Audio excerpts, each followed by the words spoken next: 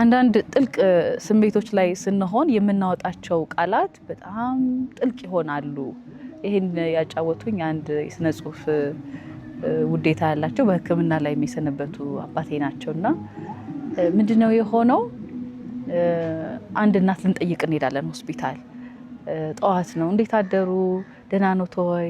ተሻሎት? በጎ ሆኖ ስንላቸው ኧረ ተውኝ ተውኝ ተውኝ እንደው እንዲሁ ወደ ላይ ሲለኝ እንዲሁ ሲለኝ የእናቴም ጡት አልቀረ አሉ።